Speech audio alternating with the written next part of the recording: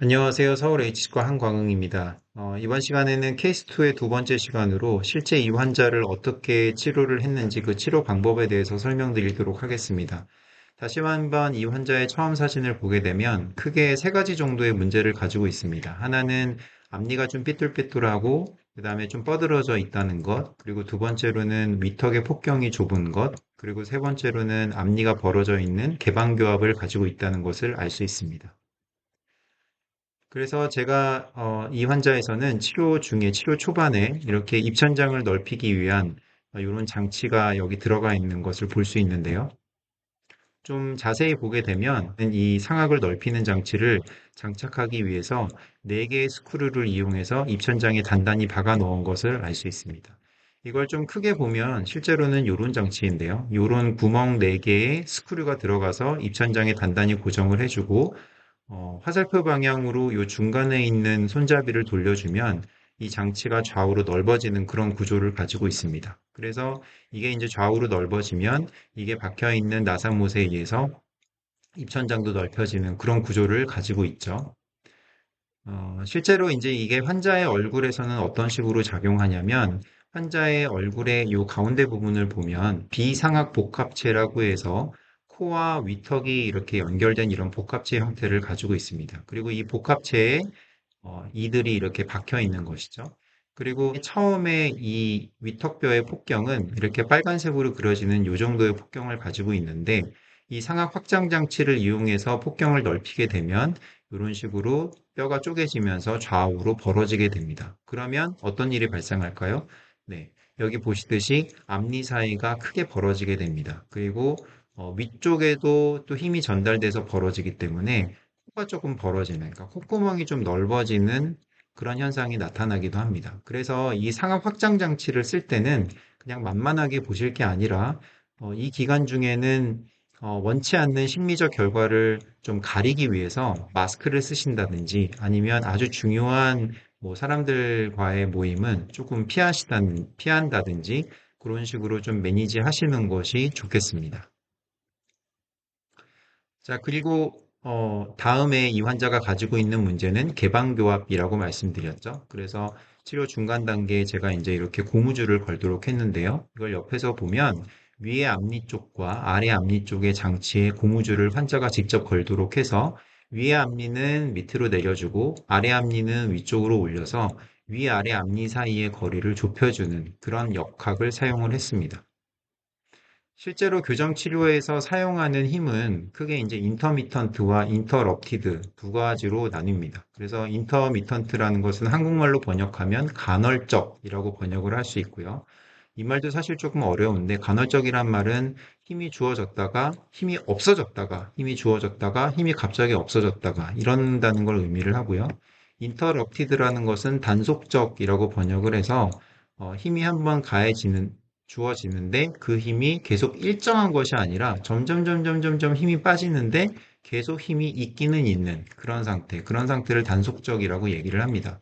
그래서 이런 단속적인 힘을 주기 위해서는 우리가 파워체인이라는 것을 보통 사용을 하는데요. 이 파워체인이라는 것은 이렇게 조그마한 구멍이 뚫려 있는 이런 탄성체라서 이 구멍을 환자의 교정장치에 거는 것을 환자가 직접 하기는 좀 어렵습니다. 치과 의사가 직접 해줘야죠. 그래서 환자가 직접 이거를 뺄 수가 없기 때문에 한 번 치과에 가서 이 파워체인을 걸게 되면 그 다음번 내원하는 한 달 후까지는 계속해서 힘이 작용을 하고 있는 것이죠. 물론 힘이 좀 줄어들긴 하지만 그런데 고무줄이라는 것은 환자가 직접 걸었다 뺐다를 할 수 있으니까 고무줄을 거는 동안은 힘이 가해지지만 고무줄을 빼면 힘이 아예 없어지죠. 그래서 파워체인에 준하는 어떤 교정력의 효과를 얻고 싶으시다면 고무줄을 낄 때 대충 끼시면 안 됩니다. 정말 열심히 끼셔야 되고요.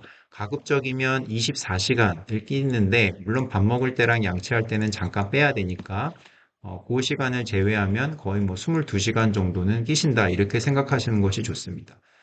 사실 아무리 못해도 10시간, 12시간 이상은 껴야 이것이 어느 정도 효과를 발휘하는 것이고요. 한두 시간 정도 껴서는 그 낀 시간은 뭐 좀 움직이는 것 같지만 뺀 동안 또 치아가 다시 반동에 의해서 옛날로 돌아가려는 성질이 있기 때문에 크게 효과가 거의 없다고 보실 수 있겠습니다. 그래서 고무줄을 걸라라고 이제 치과에서 얘기를 한다면 정말 마음 단단히 먹고 열심히 끼셔야 한다라는 조언을 좀 드립니다. 자, 그래서 이제 이 환자는 고무줄의 힘에 의해서 앞니의 관계가 좀 많이 변한 것을 볼 수 있는데 비교를 해볼까요? 자, 고무줄을 걸었을 때 앞니와 앞니 사이에는 이렇게 틈이 좀 있었는데 이후에 보면 위에 앞니와 아래 앞니 사이가 많이 이렇게 포개지는 거리가 많이 가까워진 것을 확인할 수 있습니다. 자, 그래서 계속적으로 교정을 진행하면서 이제 마무리를 했을 때 이렇게 여러 가지 문제들이 해결이 됐고요. 치료 전과 비교해 보면 상당히 많은 변화가 있는 것을 여러분이 보실 수 있죠. 자, 이제 앞니 쪽에서 보게 되면 위턱의 폭경을 넓혔기 때문에 어금니 쪽의 관계가 굉장히 좋아졌습니다. 어금니 맞물림이 좋아지니까 뭐 저작 기능도 많이 개선이 되겠죠.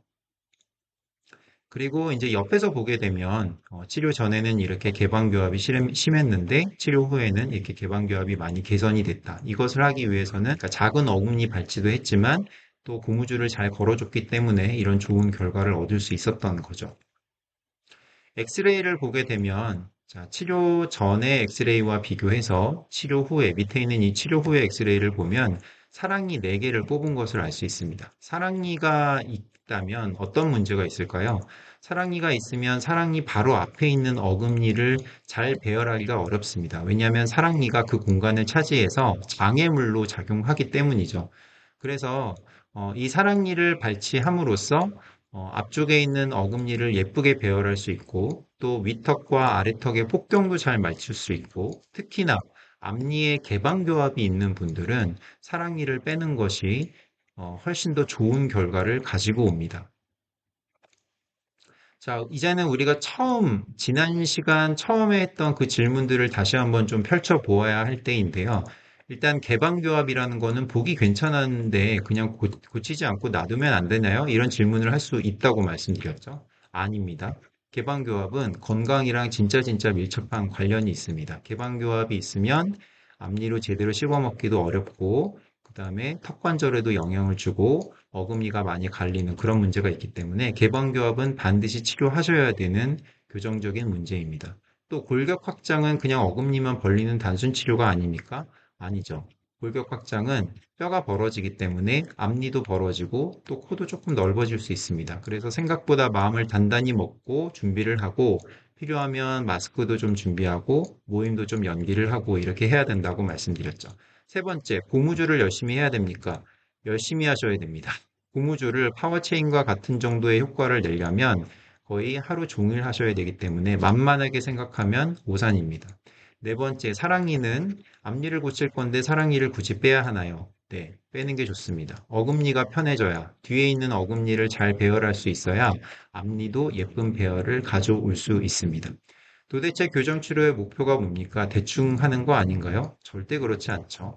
사실은 굉장히 정교하게 위의 앞니와 아래 앞니의 위치를 3차원적으로 내가 원하는 곳에 두려고 하는 그런 노력들, 그러기 위해서 어금니를 어떻게 할 것이고, 이를 빼고 말고 이런 것들을 결정하는 것이죠. 그래서 전치를 원하는 곳에 옮기는 것이 우리 치과 의사들의 교정적 목표이기 때문에 대충 하는 것이 아니다. 그러니 여러분은 믿고 맡기셔도 된다. 라고 말씀드릴 수 있겠습니다.